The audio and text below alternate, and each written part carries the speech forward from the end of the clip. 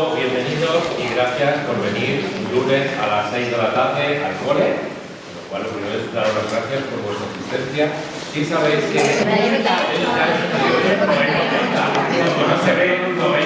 Eso ha sido por la generación del 90. Sería por eso, que yo aún de la generación del 90. Bueno, ayer domingo muchos de los que estáis por aquí, veo que las conocidas también participaste en la actividad teatralizada que tuvimos ayer, que fue un éxito y toda la gente se fue bastante contenta. Fue muy emotivo recordar un poco los orígenes del cole. Bueno, pues hoy, como habéis visto un poco en el programa de fiesta que digo yo, tenemos una charla y entonces quería presentaros al ponente, que es Carlos Díez. Él es pedagogo, es profesor de geografía e historia, con lo cual está vinculado a la docencia y además de todo eso, pues es un inquieto y un investigador de todo lo relacionado con la Segunda República, que sabéis que es cuando se inaugura este colegio y forma parte de ese proyecto, como hoy nos contarán, de ese avance dentro de la pedagogía del momento, ¿no? Ahora nos contarán muchas curiosidades y bueno, pues ha venido aquí de forma voluntaria y desinteresada a pasar una tarde que creo que va a ser muy agradable con todos nosotros y recordar, descubrir y meternos en ese mundo de los años 30, después con la guerra civil por medio y muchas cosas, y nos va a contar cosas de todos los coles de aquella época y luego también muchas cosas en concreto de nuestro querido nombre. Así que no os robo más tiempo, como decía, gracias por venir, y todo tuyo, todo es tuyo, de todo el auditorio. Pues malos profes, ya estamos hablando así es que... ¿Me dejas que diga una cosa? Sí. Muchas gracias por venir ayer. Ha sido un verdadero honor para la AFA organizar estas dos actividades junto con Carlos y la plataforma Calles Dignas Justa Freire. Nos gusta mucho en la asociación meternos en berenjenales festivos y más si son tan interesantes como este. Así que bueno, esperamos que en años próximos podamos seguir colaborando como asociación de familias con la plataforma. Muchísimas gracias. Muchas gracias. Precisamente quería agradecer a Antonio como director del grupo, ¿no? Y del grupo, del CEIP Unamuno, y a Noelia por la parte de... No recuerdo nunca si sois AFA o AMPA. Bueno, AFA, AMPA del Colegio Unamuno, el habernos dado esta posibilidad, ¿no? De estar aquí. Además, bueno, el AMPA Unamuno forma parte de la FAPA, ¿no? De la FAPA Giner de los Ríos, y a su vez la FAPA Giner de los Ríos está dentro de la plataforma. O sea, la plataforma Calles Dignas Justa Freire está integrada por diferentes organizaciones sindicales, los sindicatos de clase de la enseñanza en Madrid, Comisiones Obreras, UGT, CGT, la FAPA, la Federación Regional de Asociaciones de Vecinos de Madrid, la Fundación Ángel Llorca, aquí representada por mi amigo y compañero Alberto, a quien ayer pudiste conocer como Niceto Alcalá Zamora, presidente de la Segunda República, y otras asociaciones y colectivos y personas, bueno, pues a título individual, ¿no? Dentro de la plataforma. Digo todo esto porque quiero también que sepáis que la plataforma está abierta a la incorporación de otras asociaciones, colectivos o personas que de alguna manera compartamos esta necesidad de recuperar la memoria histórica en Madrid, muy focalizada en los nombres de las calles, nombres que se perdieron y que se deben recuperar, y también nombres de edificios, como ayer estuvimos hablando en la ruta teatralizada, no en nuestro caso, porque Unamuno sí conserva su nombre original, pero hay otros grupos escolares, como hoy vamos a ver, que han perdido su nombre original. Bueno, entonces yo estoy aquí en calidad, digamos, de representante de esta plataforma. A nivel personal, como ha dicho Antonio, yo soy profe, mi formación es de pedagogo, yo soy licenciado en lo que se llamaba antes Filosofía y Ciencias de la Educación, con habilitación desde hace años para impartir Geografía e Historia en educación secundaria obligatoria. Pero mi formación básica es de pedagogía. Y efectivamente llevo muchos años dedicado a la investigación, y no solo a la investigación, sino a la investigación y el activismo en relación a la memoria histórica. Tengo el honor de haber sido uno de los 4 fundadores de la asociación GEFREMA, Grupo de Estudio del Frente de Madrid, que ya ha cumplido 20 años de historia, y que nos dedicamos al estudio de la Guerra Civil en Madrid, que por cierto, en este mes de noviembre van a ser las jornadas de esta asociación, que será fácil que conozcáis la información porque se difunde bastante. ¿Por qué me refiero a esto? Porque me interesa también explicar mi evolución personal respecto al tema de la Guerra Civil y de la Segunda República. Ayer lo comentábamos en algún momento.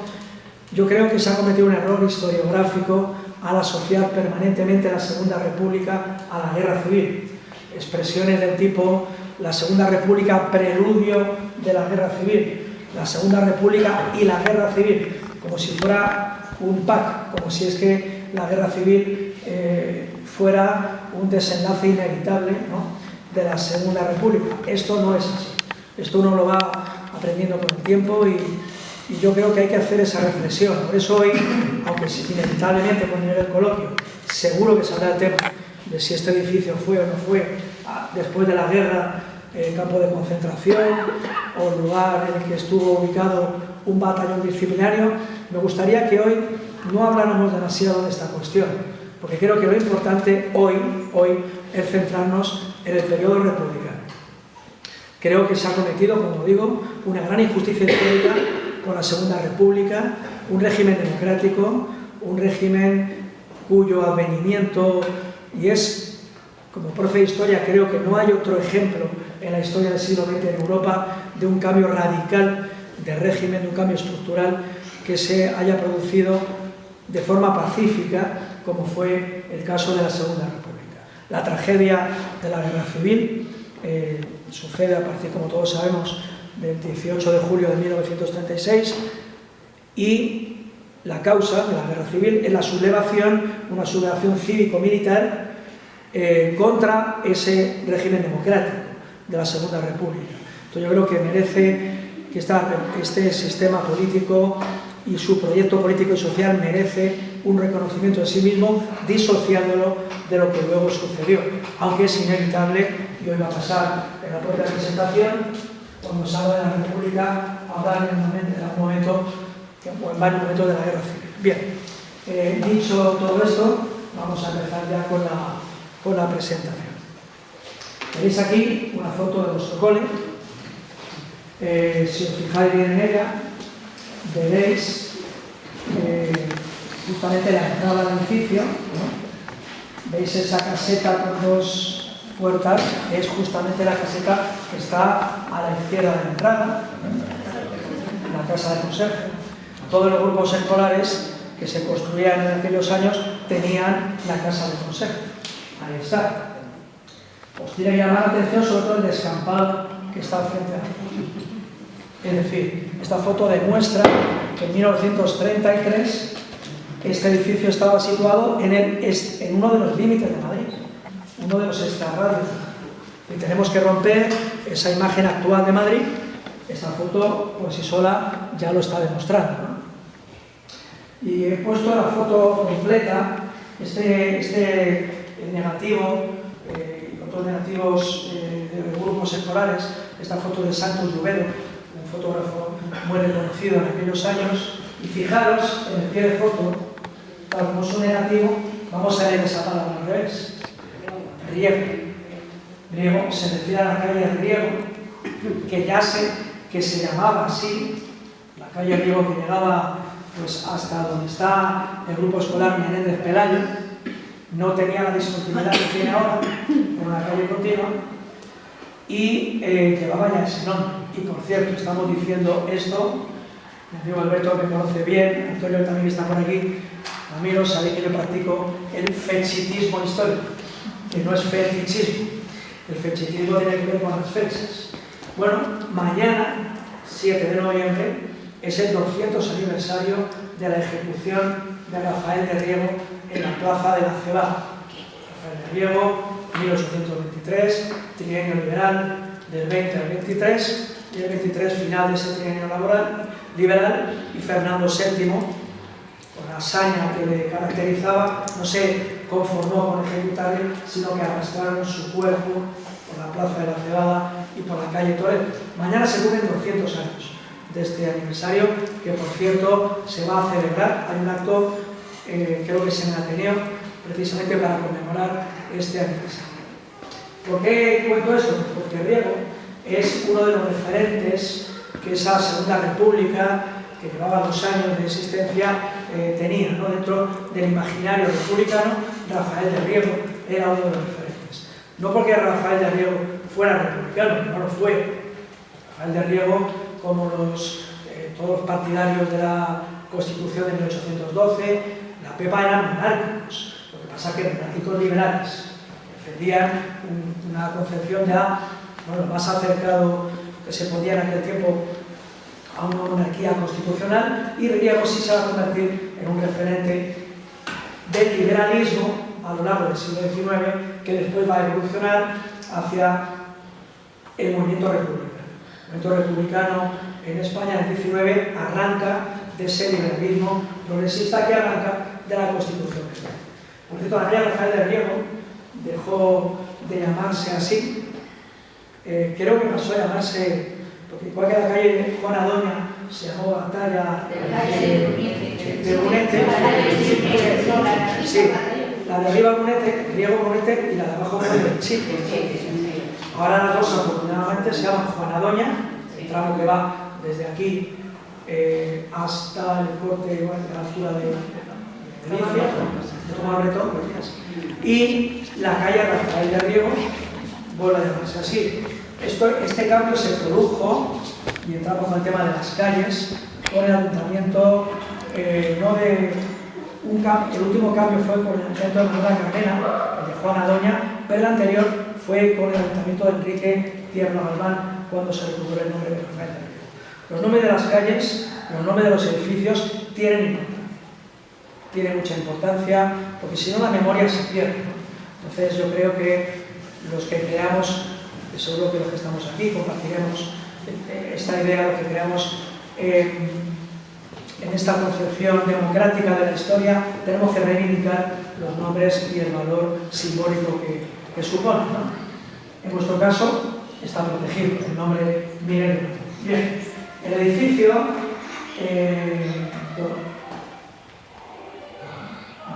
ahora no voy a dar más detalles, porque además ayer se habló de él. Ayer nos visitó don Bernardo Giner de los Ríos, arquitecto municipal, a los que estuviste, quiero decir, en la representación, que habló muy bien de la arquitectura solar de esos años, ¿no? Ahora vamos a lo que tenéis en la pantalla, es el artículo 48 de la Constitución de 1931. Yo a mis alumnos, en clase de historia en cuarto de la ESO, ya nunca digo la Constitución republicana, y a lo mejor os sorprenderá. No. Yo digo la Constitución española de 1931, de la misma forma que ahora se habla de la Constitución española de 1978, y no se dice la Constitución monárquica de 1972.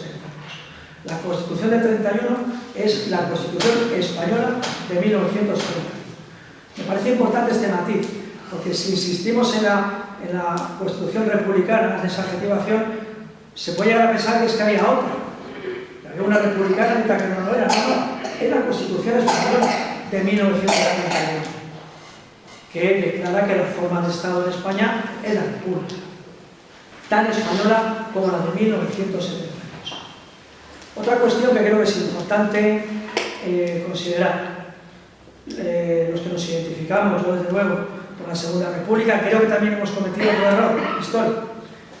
Referirnos siempre al 12 y al 14 de abril como las fechas fundacionales de la Segunda República. Vamos a ver, el 12 de abril fueron las elecciones municipales convocadas por la monarquía. En estas elecciones, como sabéis, la conjunción republicano-socialista ganó en prácticamente todas las ciudades del país, y Alfonso XIII tomó la decisión no de abdicar. Alfonso XIII no abdicó, tomó la decisión de marcharse del país. Si tenéis dudas, buscar un artículo, en la prensa de la época, la carta que escribió Alfonso XIII, que la tituló Carta a los Españoles, donde explica claramente que no ha abdicado, que se marcha del país para evitar un baño de sangre, etcétera, etcétera, pero que está dispuesto a volver.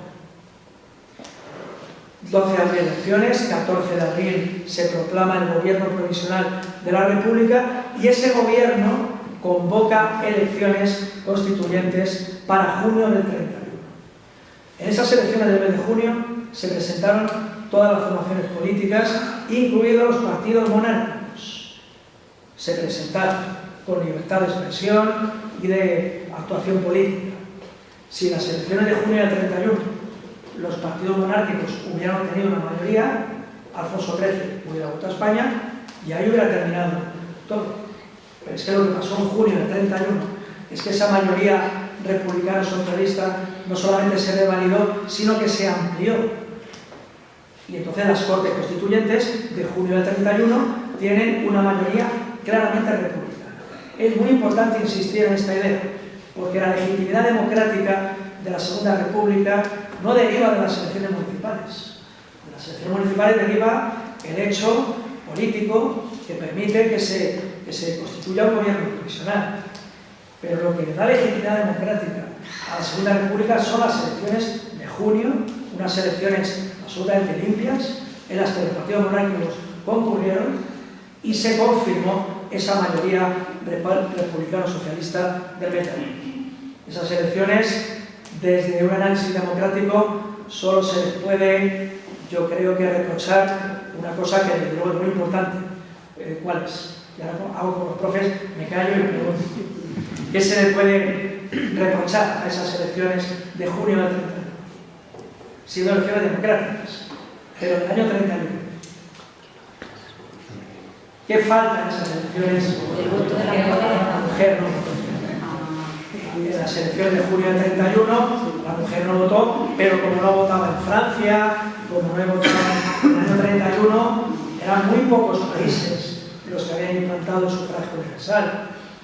Nueva Zelanda, en Europa no recuerdo ahora, algún país ya tenía establecido el voto de la mujer, pero muy pocos países. Luego esa anomalía democrática desde nuestra perspectiva actual era la misma que había en cualquier proceso electoral en la época. Por tanto, en julio del 31 se inicia ese proceso constituyente. Un proceso constituyente que, como todos los procesos constituyentes, aquellas Cortes tenían una tarea que era redactar una constitución. Ese proceso constituyente fue apasionante. Si entráis en la web del Congreso de los Diputados, vais a ver las actas de sesiones de todos los debates parlamentarios, tan accesibles, y el resultado fue un proceso muy intenso. Fijaros que es en junio cuando se inicia el proceso y en diciembre, 9 de diciembre del 31, las Cortes van a aprobar la Constitución, es decir, ni siquiera 6 meses. Pensad que en el año 77, las Cortes Constituyentes del 77, les llevó año y medio redactar la Constitución del 78, de junio del 77 a diciembre del 78. En este caso fueron apenas 5 meses. Esa mayoría republicano-socialista es la que saca adelante este proyecto constitucional.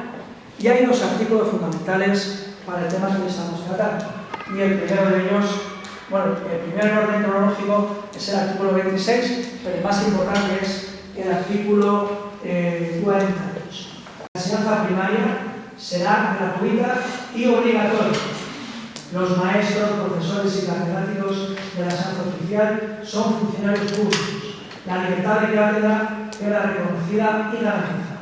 La República legislará en el sentido de facilitar a los españoles económicamente necesitados el acceso a todos los grados de enseñanza, a fin de que no se haya condicionado más que por la aptitud y la habilidad, dice la votación, y en la vocación. La enseñanza será laica, hará del trabajo el eje de su actividad metodológica y se inspirará en ideales de solidaridad humana. Se reconoce a las iglesias el derecho, sujeto a excepción del Estado, de enseñar sus respectivas doctrinas en sus propios establecimientos. En ese artículo está condensado todo el ideal educativo de la Segunda República. Todo. Ahí están los principios educativos de la Segunda República. en el artículo 48 de su Constitución.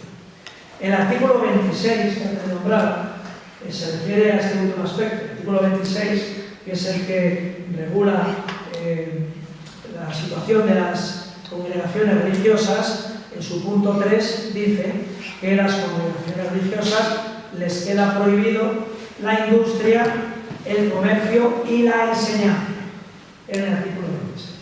Pero cuidado, porque nos estamos refiriendo a la enseñanza en los establecimientos públicos. Ahí se deja claro que las iglesias, no solo la Iglesia Católica, pueden seguir, y de hecho lo hicieron, impartiendo sus enseñanzas en sus centros. Es decir, lo que establece la Constitución republicana es que en la escuela pública no podía haber enseñanzas religiosas. Pero en los centros religiosos, otro mito, otra leyenda negra de la Segunda República, durante la Segunda República las instituciones religiosas siguieron desarrollando sus actividades. Estoy hablando hasta el 18 de julio del 36. Es cierto que hubo una congregación religiosa que fue disuelta. ¿Alguien lo sabe? Nadie estudia los jesuitas. La Compañía de Jesús. La Compañía de Jesús sí fue disuelta, los jesuitas, pero ya lo había disuelto Carlos III en el siglo XVIII, que no era precisamente republicano. La Compañía de Jesús fue disuelta porque la Compañía de Jesús le debe obediencia a una autoridad máxima, y entonces el Estado la disuelve porque es una organización que le debe obediencia a una autoridad que escapa digamos, a la fiscalización del Estado. Por eso los jesuitas fueron disueltos su institución y confiscados sus bienes. Pero no solamente es que se siguieran desarrollando actividades en las instituciones religiosas, es que los colegios religiosos no se cerraron. ¿Por qué? Porque aunque la Constitución decía que se tenían que cerrar, hasta el año 33, hasta junio del 33, no se aprueba la ley de congregaciones religiosas, que es la que establecía el calendario de cierre de esos centros religiosos, que siguieron funcionando. Cuando se tenían que haber cerrado, noviembre del 33, enero del 34, en noviembre del 33 fueron las segundas elecciones generales de la República, día 19 de noviembre, en las que ya se votó la mujer, y en esas elecciones gana, hay una mayoría de centro-derecha, que suele decir el bienio negro, yo prefiero decir el bienio radical cedista, y ese gobierno radical cedista lo que hizo fue paralizar el calendario de aplicación de la ley de congregaciones, por lo cual los centros religiosos siguieron funcionando. Y hay muchos documentos que lo demuestran. Bien, vuestro colegio, el grupo escolar Miguel de Unamuno, era un grupo escolar del Estado y por lo tanto en este centro no hubo enseñanzas religiosas. Pero muy cerca de aquí siguieron funcionando colegios religiosos durante el periodo republicano. Y alguien quizás esté pensando, pero si yo he escuchado que se quemaron iglesias, y es verdad, en mayo del 31 se quemaron iglesias.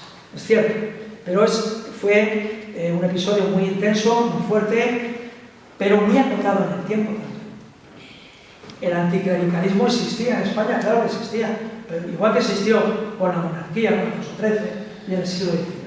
Quiero decir con esto, este mito de la persecución religiosa durante el periodo republicano, insisto, antes del 18 de julio del 36, no es como nos lo han contado.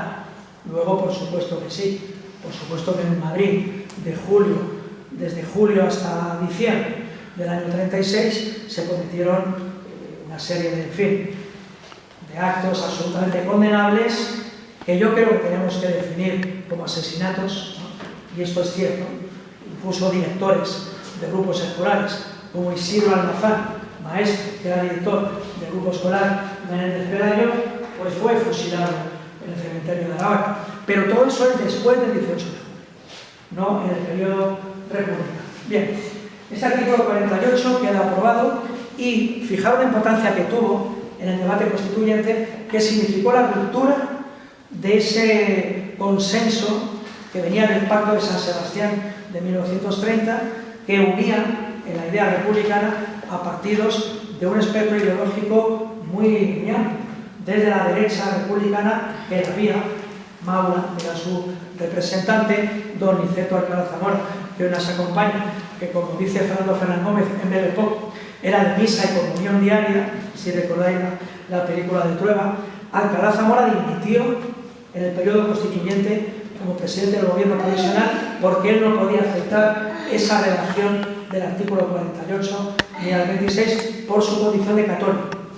Entonces, ese debate que hubo en el campo republicano en torno a la idea de si había que hacer explícito o no el carácter laico de la educación, que como veis finalmente ganaron los partidarios de que sí fuera así, supuso una ruptura dentro del propio campo republicano. De hecho, hay historiadores que consideran que esto fue un error. Hay historiadores que consideran que al aprobarse este artículo, el enfrentamiento con la Iglesia ya iba a ser frontal, con todo lo que esto implicaba, y que la República estaba, digamos, enfrentándose a una institución muy poderosa contra la que no iba a tener suficientes medios y podía salir, como los hechos luego demostraron, dañada en ese enfrentamiento, ¿no? Yo pienso que se hizo lo que se tenía que hacer. Yo pienso que lo que se hizo fue que el Estado asumiera la responsabilidad de la educación. Creo que fue una decisión muy valiente por parte de la Segunda República, pero es cierto que llevó a un enfrentamiento radical con la Iglesia, y esa es una de las causas, sin duda, de la sublevación cívico-militar de julio del 36. Bien, fijaros, el calendario, ¿no? Abril del 31, antes incluso de que se iniciara el periodo constituyente, el gobierno provisional llama a Marcelino Domingo, maestro catalán de Tarrasa, para que se haga cargo del Ministerio de Instrucción Pública, que era como se llamaba, no Ministerio de Educación, Ministerio de Instrucción Pública. Marcelino Domingo a su vez llama a Rodolfo Llopis, otro maestro alicantino, para que se haga cargo de la Dirección General de Santa Cruz. Marcelino Domingo luego será relevado por Fernando de los Ríos. Este triángulo, Marcelino Domingo, Fernando de los Ríos y sobre todo Rodolfo Llopis, inmediatamente ponen en marcha un programa de construcciones escolares, porque en el Madrid de aquel momento un 20%, es decir, 1 de cada 5 de las niñas y niños entre 6 y 12 años no tenían escuela, ni religiosa ni pública, estaban desescolarizados. Y la República tiene que acometer esa tarea de escolarización. Año 31. El año 29 había sido el crack de la bolsa. Europa estaba inmersa en una depresión. El Estado republicano, que acaba de proclamarse, se va a endeudar con un empréstito, creo que fue de 400 millones de pesetas de la época, que era una barbaridad de dinero, para acometer este plan de construcción de grupos escolares.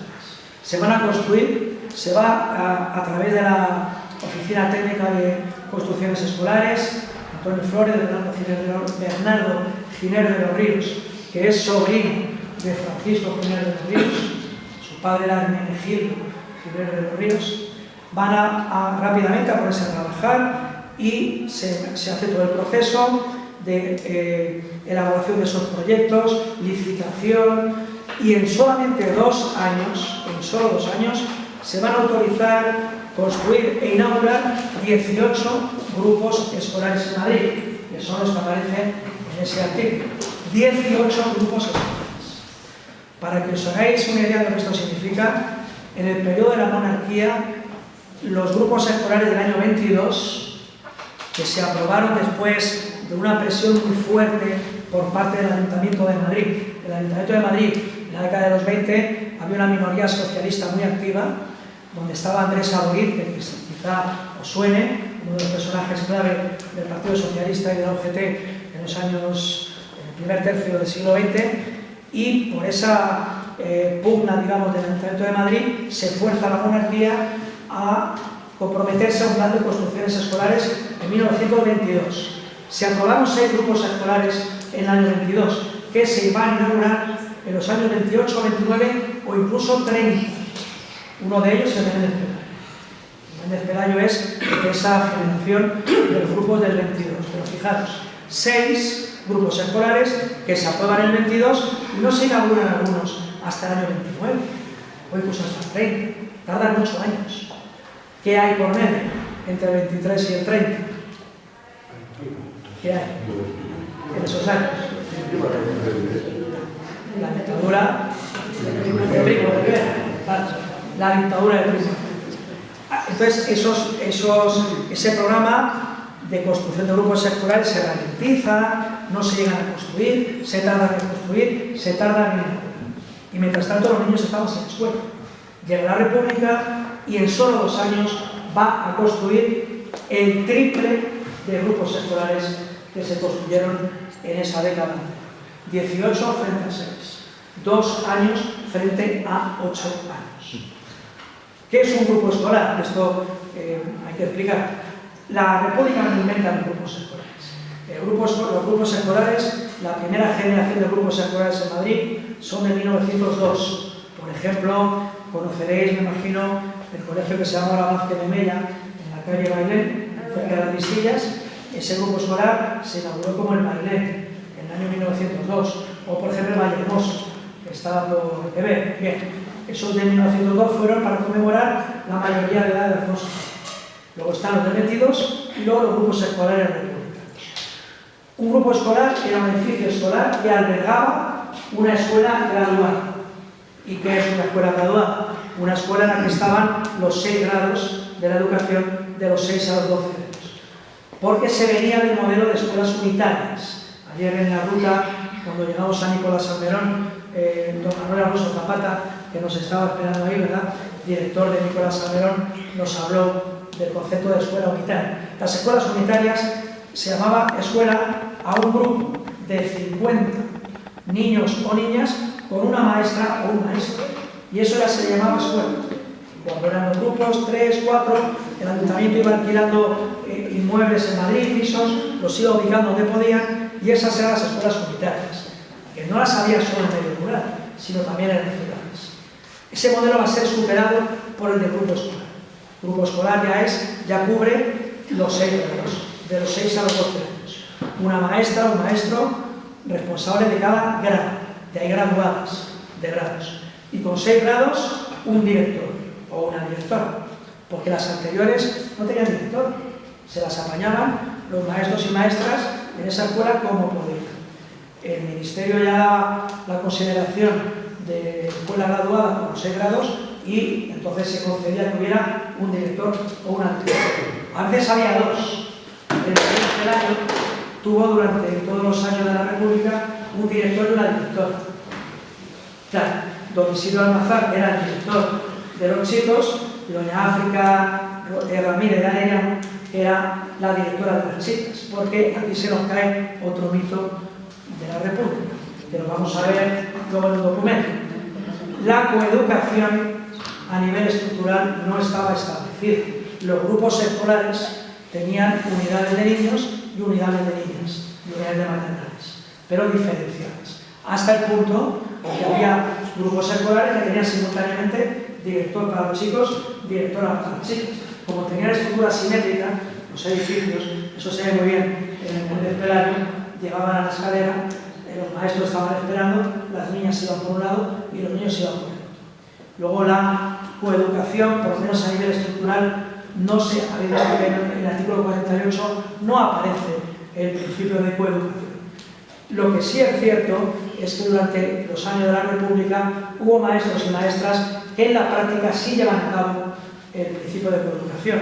Por ejemplo, María Sánchez Arbós, que fue directora del grupo escolar Francisco Ginel, por Franco Rodríguez, por Adesa de la Villa, ella como directora sí decidió que se estableciera el régimen de coeducación, pero como una decisión suya y de su claustro, digamos, no algo que estuviera en la normativa. Bien, el 9 de febrero se inauguraron en Pablo Iglesias, en López de Rueda, en Blasco Ibáñez, en Rosario Acuña, en Tomás Rendón, el 14 de abril el Amador de los Ríos, el Marcelo Usera, Tirso de Molina, Joaquín Vicenta, Claudio Moyana, Joaquín Sorolla y Ginés de los Ríos. Y, claro, este documento, que es una fuente primaria, Yo siempre intento, siempre que puedo recurrir a las fuentes primarias. Fijaros qué curioso que dice: grupos escolares que se inaugurarán el 15 de septiembre. Estaba previsto que se inauguraran el 15 de septiembre. Ayer don Niceto nos explicaba que hubo problemas y que finalmente se inauguraron hoy, el 6 de noviembre. Pero los grupos escolares que se inauguraron hoy se tenían que haber inaugurado el 15 de septiembre. Hubo un retraso, bueno, tampoco fue tanto retraso, ¿no? Fue un retraso de mes y medio, ¿no? Y se inauguran tal día como hoy.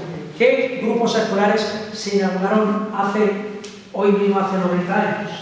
Eso es un detalle maravilloso, me parece una cosa muy emocionante y muy bonita que esté esto hoy aquí.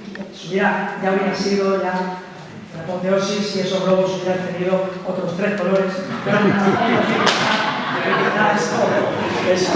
Pero lo importante es que está aquí la comunidad. El grupo escolar Emilio Castelar, que este sigue existiendo, ahora se llama se llama Instituto Jaime Vera. Una cosa es el colegio Jaime Vera, que está en Ramón Murillo, que ese es de los años 22, y otra cosa es el instituto que se llama ahora Jaime Vera, que está en Tetuán, en la calle San Germán. No sé si conocéis un poco bien, pero el edificio es el del grupo escolar Emilio Castelar.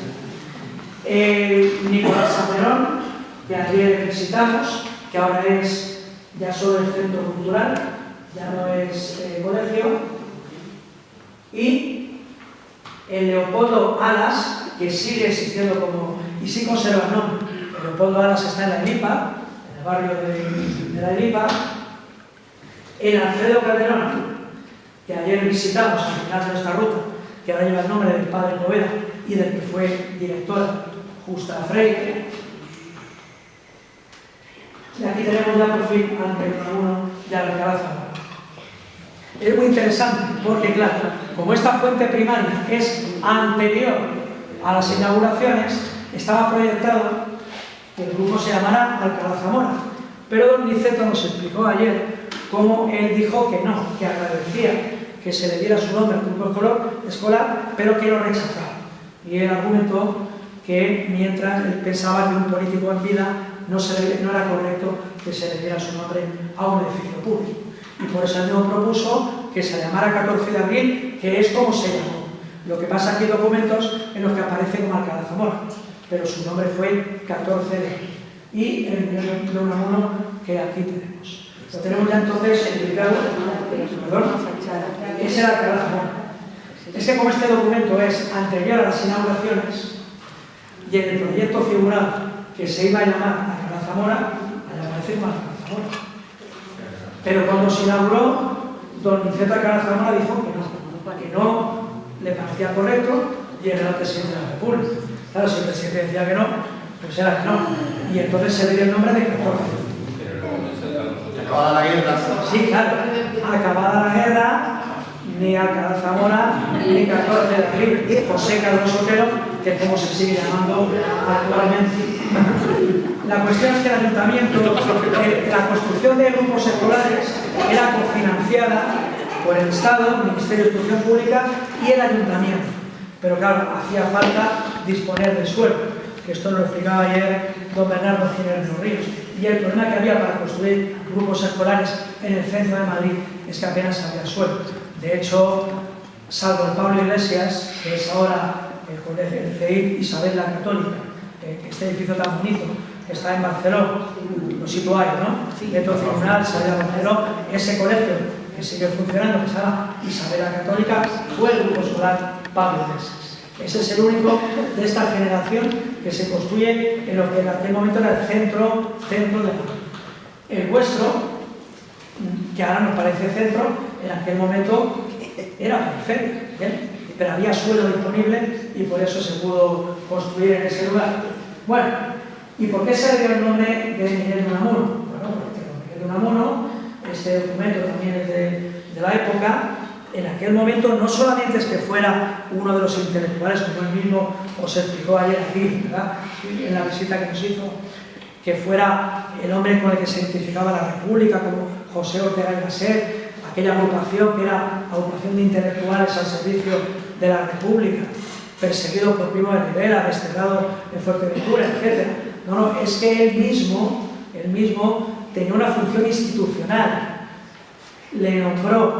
Se le nombró en el año 31 presidente del Consejo de Instrucción Primaria, que era, para que nos entendamos, como lo que ahora podría ser el Consejo Escolar del Estado, la institución máxima para todo el programa legislativo de las nuevas leyes educativas que iban a crear, digamos, la arquitectura de la educación republicana. Él era el presidente del Consejo de Instrucción Primaria.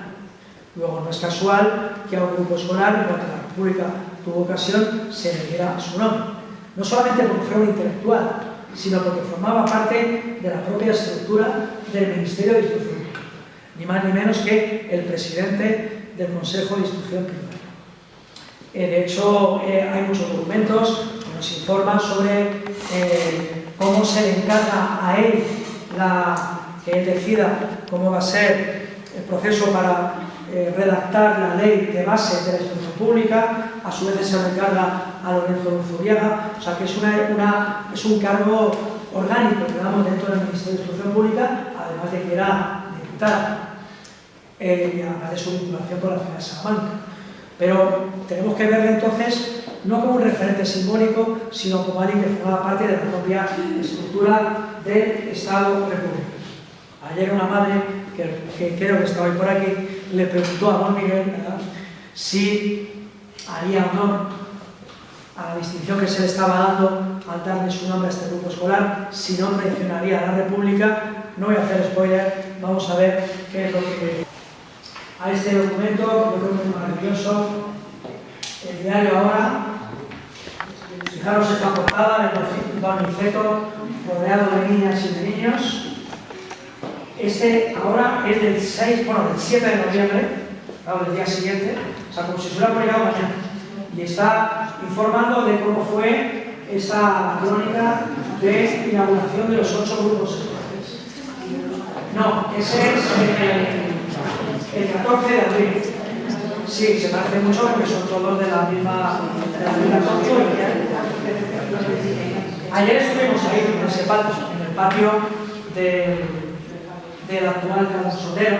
Por cierto, hay que decir que estuvimos gracias a la tenacidad del AFA o el AMPA, de ese grupo escolar, que es quien consiguió que les diera las llaves para que pudiéramos entrar.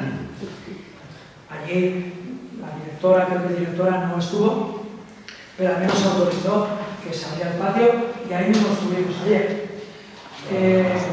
Ahí podéis ver, daros cuenta del ambiente, ¿no?, tan afectivo, diría yo, ¿no? Fijaros ahí el concepto.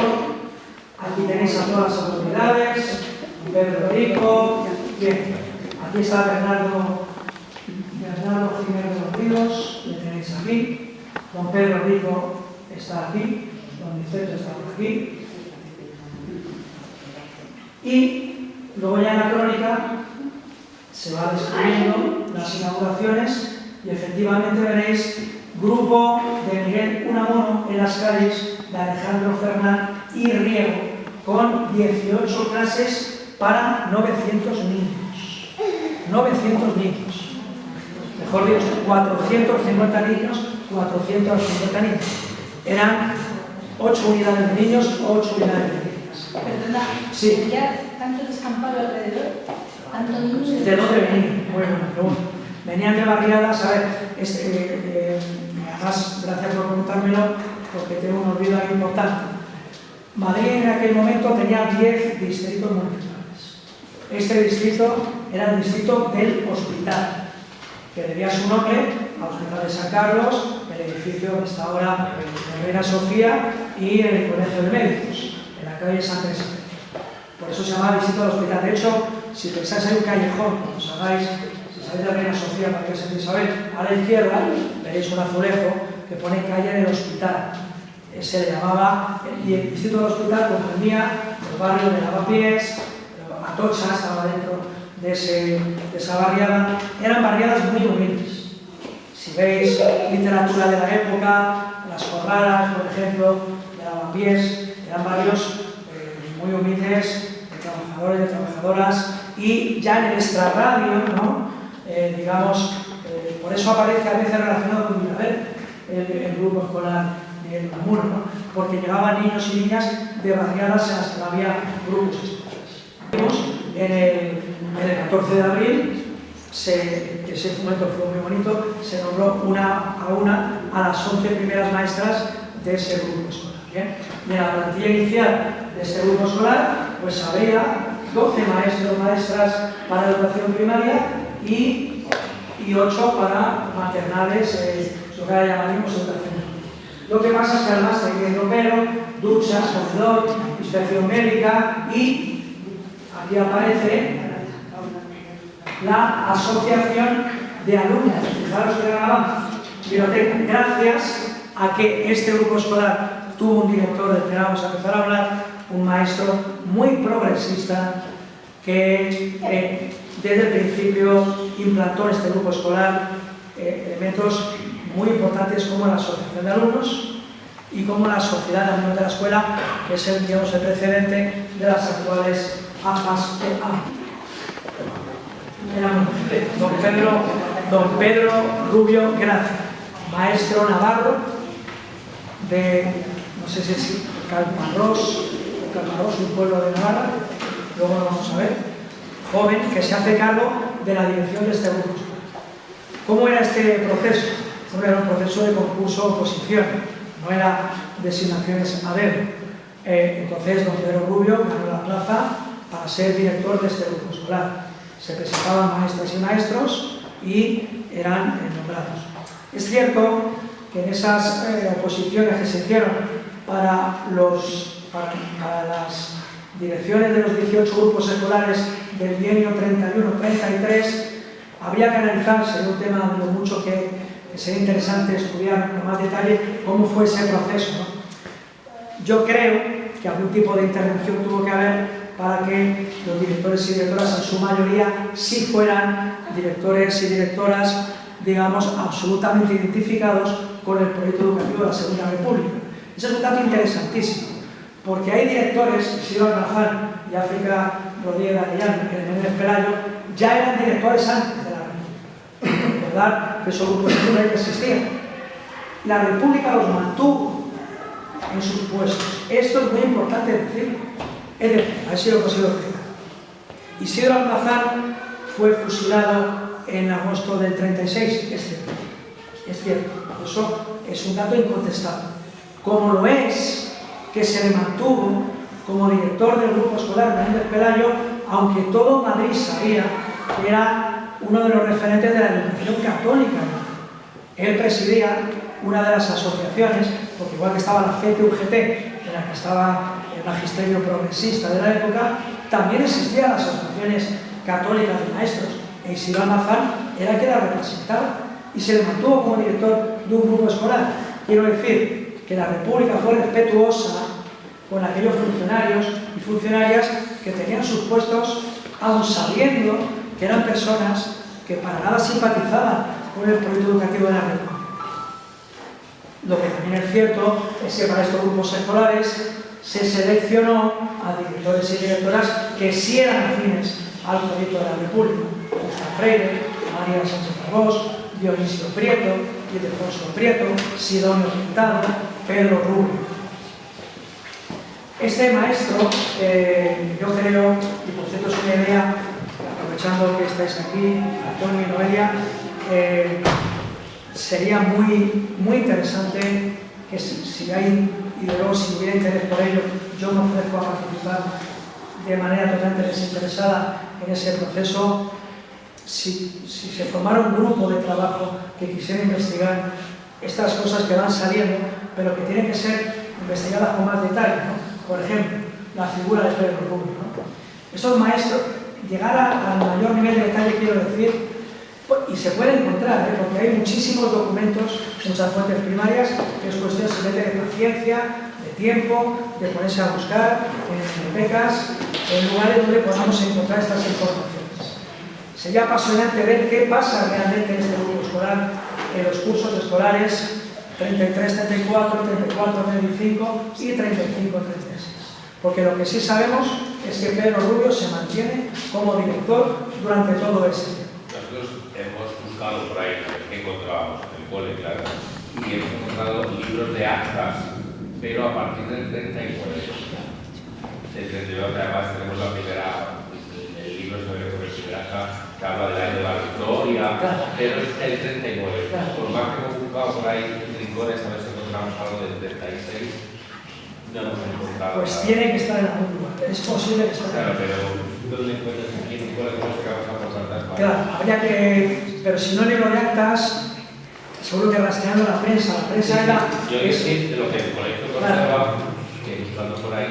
Hay una, bueno, está la prensa diaria, pero está, por ejemplo, la revista Tiempos Nuevos, que era una revista quincenal editada con el Ayuntamiento de Madrid, dirigida por Andrés Saborit, en la que hay mucha información sobre los grupos escolares. Seguro que si nos ponemos a investigar, vamos a encontrar... Yo puedo compartir lo que he encontrado y mirar qué interesante es eso.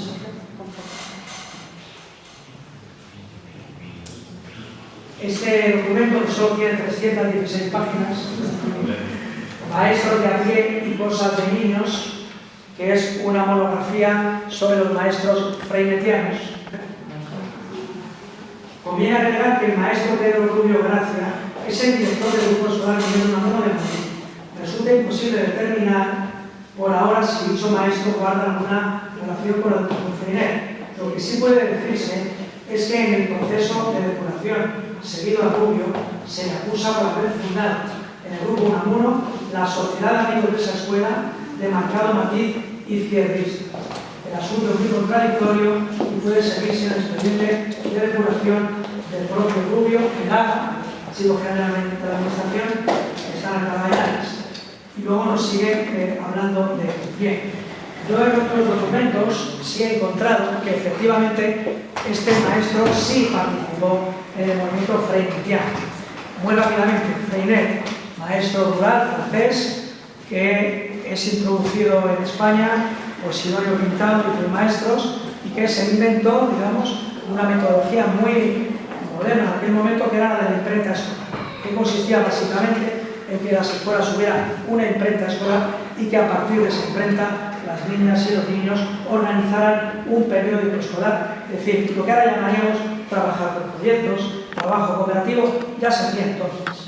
Sidonio Pintado lo introduce él y otros maestros, y por lo que yo he leído, yo creo que sí podemos afirmar que en este grupo escolar se practicó la imprenta escolar y la pedagogía de Freinet. Pero sería muy interesante desarrollar esa línea de investigación y estoy seguro que encontraríamos resultados. Bien, con lo cual sí podéis estar orgullosos de saber que estáis en un grupo escolar que en los años 30, gracias a este director, maestro director, y a los maestros y maestras que con él trabajaban, fue un grupo escolar en el que se practicó esta pedagogía, digamos, tan innovadora. A ver, te digo aquí que son libros que son frutos de esa imprenta que hicieron los chavales de la época, pero no sé de qué época, no sé si son de este momento o fueron posteriores, pero que hay libros que han salido de la imprenta que hubo en el colegio. Pues se podría empezar por ahí. Se Pero podría no empezar sé por ver la antigüedad. eso que tengáis y ver cómo se podía seguir analizando todo esto, ¿no? Y aquí llegamos al spoiler que antes os anunciaba. Este documento ya sí es del periodo de guerra. El mono azul es una, lo explica abajo, no es una revista, es una hoja volandera, la denominaban sus autores, y fijaros, Unamuno junto a la reacción. Esto está publicado, como sabréis, julio del 36, don Miguel de Unamuno en Salamanca, no sé si habéis visto la película Mientras dure la guerra de Amenábar, aunque yo aconsejo más ver un documental, que es Palabras para un fin del mundo, un documental que yo creo que es mucho más riguroso de la película, documental muy inquietante, por cierto, no lo cuento porque es inquietante para que lo veáis, pero después de verlo, como se suele decir, blanco y en botella, sobre la causa real de la muerte de Miguel de Unamuno el 31 de diciembre del 36. Que lo hayan visto, me imagino que era problema, ¿no? Bien, el año 36, cuando se conoce la traición, porque efectivamente don Miguel sí traicionó a los hijos. Don Miguel de Unamuno se pone del lado de la sublevación inequívocamente. Es más, contribuye económicamente a la causa de los sublevados, aportando 6.000 pesetas, que era un dinero importante en aquel momento. Estoy hablando de julio y agosto del 36. Lo que también es cierto es que luego, el 12 de octubre del 36, ocurre el incidente que todos conocemos, de Unamuno, Millán Astray, etc. Pero en julio del 36, don Miguel de Unamuno, que había tenido toda esa significación republicana, traicionó a la República. Cuando se conoce esa traición, en el Madrid que está ya en guerra, lógicamente se exige que este grupo escolar deje de llevar su nombre.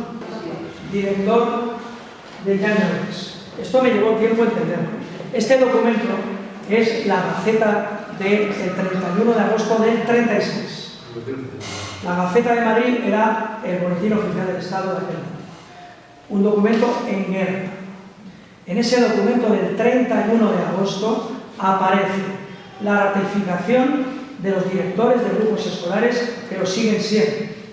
Y entre ellos aparece don Pedro Rubio Gracia, que aparece como director de Jan Llaures. Yo me volvía loco, diciendo, ¿este grupo escolar de dónde ha salido? Pero me di cuenta que Unamuno no aparecía, hasta que encontré que la explicación es que en el periodo de julio-agosto se le cambia el nombre a este grupo escolar y se le da el de Jan Llaures.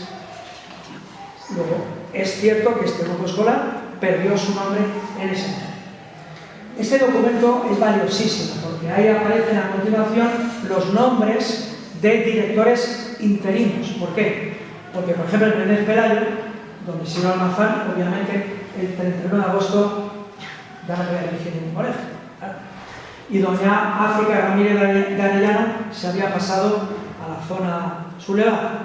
Y entonces aparece un nuevo director a cargo del Menéndez Pelayo. Es decir, aparecen los ratificados y los interinos. Los interinos son los que sustituyen a los que ya no pueden ser directores. Entre ellos, Manuel Alonso Zapata, que había sido fusilado en Ávila. Entonces, este documento nos permite ver otra cosa, que es qué directores eran considerados leales. Y Pedro Rubio Gracia, sin duda, lo era. Lo que pasa es que ya no aparece en Unamuno, pero sí aparece en Unamuno con su nuevo nombre, Jan Llaures. Esa gaceta se aprueba el 31 de agosto y el ¿por qué? Porque la intención del Ministerio de Instrucción Pública y del Ayuntamiento era que los grupos escolares empezaran a funcionar en septiembre del 36, a pesar de que la guerra había comenzado. La hipótesis es que el grupo escolar se llegó a abrir. Es decir, en septiembre del 36 pasa lo mismo con Alfredo Calderón y con otros grupos escolares. Hay evidencias de que empiezan a funcionar. Pero claro, vamos a pensar, 4 de septiembre, caída de Talavera. 29, 27 y 29 de septiembre, caída de Toledo. Octubre, esas 4 columnas van avanzando hacia Madrid. En octubre ya han llegado a Móstoles, a Alcorcón. El 6 de noviembre, hoy, fijaros, estas cosas a mí me producen hasta cierto estremecimiento, ¿no? Porque hoy estamos celebrando el 90 aniversario de la inauguración de este colegio. Pero es que exactamente 3 años después, el 6 de noviembre del 36, comienza la batalla de Madrid. El 6 de noviembre del 36 es el día en el que Francisco Largo Caballero ordena que el gobierno se marche de Madrid a Valencia, con todos sus ministros. Decisión en la que están de acuerdo todas las organizaciones del Frente Popular, incluida la CNT, que ya tenía 4 ministros en el gobierno. Hoy, hace 87 años que Madrid se quedó sin gobierno. El gobierno marchó a Valencia y en Madrid se constituye una junta, la Junta de Defensa, presidida por el general Miaja, y ahí empieza la batalla de Madrid. Hoy, los primeros combates en la Casa del Campo fueron el 7 y el 8 de noviembre y esa batalla se libra en la Casa del Campo. En ese momento ya, claro, en ese momento la Junta de Defensa ya establece la orden de evacuación. La población infantil de Madrid tiene que ser evacuada. Y entonces hay una tensión muy dramática entre los que querían llevar a cabo esa evacuación y muchas familias que se resistían a salir de Madrid. Habría que ver, sería otro punto a investigar, qué pasó entre septiembre y noviembre en este grupo escolar. Es muy probable que empezara a funcionar y que muy pronto se cerrara, porque además vamos a pensar en el Madrid del año 36. Es decir, por ejemplo, el colegio de la Virpa en el pueblo de Alas estaba más lejano al frente, ¿no? Pero este colegio, como el de Pelayo, no estaban lejanos al frente. Desde el Cerro de los Ángeles, las baterías sublevadas, franquistas, nacionales, cada uno que la llame como quiera, disparaban sus piezas sobre el este de Madrid. Entonces, esta zona era una zona en la que no es probable que se mantuviera un grupo escolar en funcionamiento. Con lo cual, el plan de Ores es incluso posible que no llegara a abrir, o si abrió, estuvo muy poco tiempo abierto. La consejería de la Junta de Defensa fue evacuar Madrid. Por ejemplo, Justa Freire le entregó las llaves de su grupo escolar al 5º Regimiento y ella se marchó con los niños y las niñas a Valencia. Muchos directores y maestros y maestras, y posiblemente pasara lo mismo aquí, que fueron a Valencia o a Tarragona. Sidonio Pintado se marchó a Tarragona. Luego hay un momento ya a pie del 37 en el que se vuelven a abrir algunos colegios, porque Madrid ya no es escenario de guerra, después, sobre todo de la batalla de Guadalajara, ¿no? Entonces luego hay un momento en que se reabren algunos grupos escolares. Y algunos, como el Jaime de Vera, siguieron desarrollando. Por ejemplo, el Jaime de Vera se mantuvo una biblioteca, un centro, digamos, una función mixta entre lo que sería un colegio, un grupo escolar, y una función, digamos, de refugio o asistencial. Es todo muy complejo y cada lugar tiene su historia distinta, ¿no? Sería interesante ver qué fue lo que pasó. Pero yo decía al principio que no quería hablar mucho de la guerra. Yo creo que lo que tenemos que pensar es que en esos 3 años, en este grupo escolar, se practicó esa pedagogía republicana, se practicó esa metodología alegre, didáctica, experimental, otra manera de enseñar, otra manera de aprender, y eso yo creo que es lo que tenemos que poner más en valor en un día como hoy, ¿no? Luego vino todo lo que vino, pero creo que hay que poner en valor esos 3 años de educación republicana. Por esto digo que venga que investigar todo lo demás, que teníamos previsto, pero yo estoy aquí encantado para estar el tiempo que queráis. Ya podemos, si queréis, en fin, a partir de preguntas.